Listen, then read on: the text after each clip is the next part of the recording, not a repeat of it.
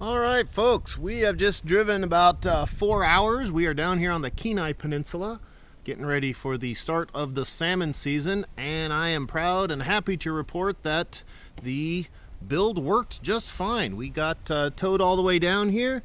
I stopped several times to check out make sure everything was still tight, everything was still tracking, everything was still safe, and I didn't have a single problem all the way down. The Roadmaster All-Terrain Blackhawk performed flawlessly. I kept the camera on it, the rear view mirror camera on the RV all the way down, and it was awesome. Got down here, found our spot that we're going to be camping for the next couple days. Unhooked it. Took about 2-3 minutes, maybe 5 minutes, but it was absolutely awesome. So the mechanical worked, the electrical worked, and I am extremely pleased with things. So thank you to Roadmaster for this. In summary, this was not all that difficult of a build. Okay, tricky parts for the mechanical side, the base plate.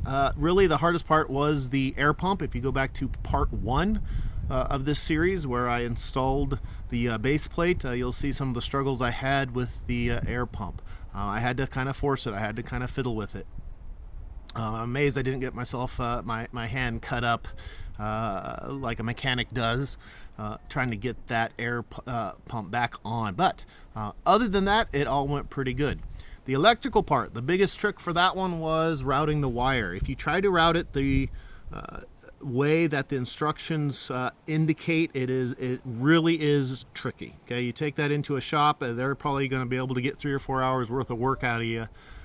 Trying to route it per the instructions. And of course, they're not going to route it any different, because if they do, they'd be liable for any mistakes. So they're going to route it the recommended way, and it's going to be quite a bit more difficult. Now, they have more experience, so maybe they're faster at it than I was. But for the electrical, the only really hard part was getting the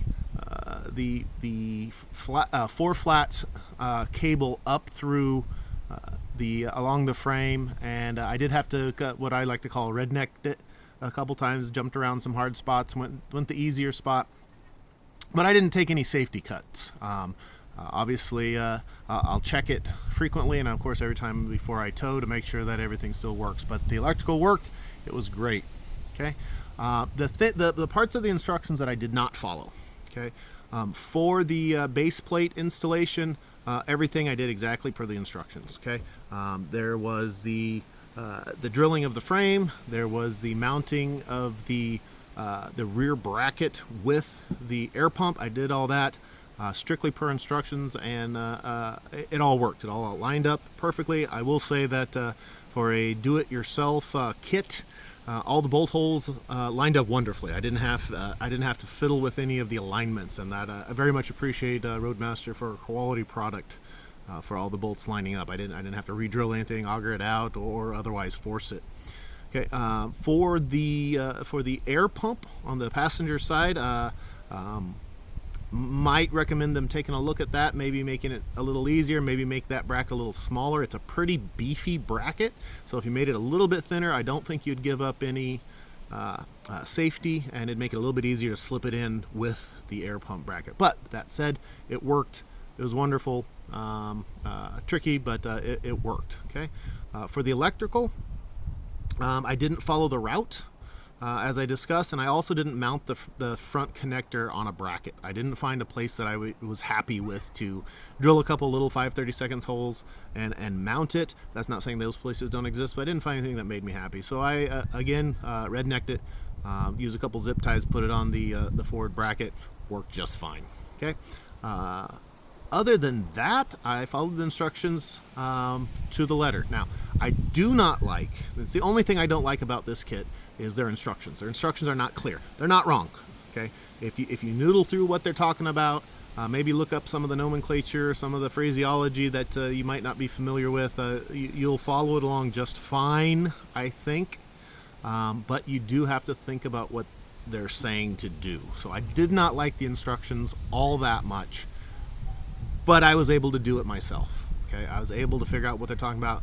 A couple of places I had to lay out the equipment, lay out the parts, get the tools, and look at it and said, okay, what are you guys actually telling me to do? Take a step back and look at it. But I didn't have to call anybody. I didn't have to call their tech support. I didn't have to phone a friend. I was able to figure it out myself, and I'm sure you can too. So This is well within reach of an amateur.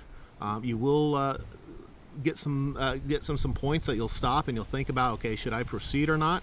I'd encourage you to take that gut feeling seriously. If your gut tells you to stop and maybe call for help, then stop and call for help. Okay. That said, it's very much within reach of your average shade tree mechanic. We finished it up. We drove all the way down here, got down here, everything was tight, and we're sitting here camping, waiting for midnight when the 2023 salmon season on the Kenai Peninsula will get kicked off. I hope to have some videos of that. If I don't have any videos, it means I did really poorly, and I don't want to share my poor luck with you. So wish us luck. But this concludes the installation of the Roadmaster All-Terrain 2 Blackhawk tow package, tow kit, base plate, tow kit, and it was a success. Please, if you have any questions, put it in the comments below. I will answer them to the best of my ability, and I hope I've earned your trust enough that if I don't know, I will say I don't know, and maybe direct you to either Roadmaster support or another mechanic or a shop that knows how to do it. Other than that, if you've enjoyed this series, please like the video. Please subscribe to my channel to see more RV related technical builds or some of the campground reviews that I've been posting as we make our way around Alaska here in the summer of 2023. Again, thank you very much for watching, and I hope you got something out of this. Thank you.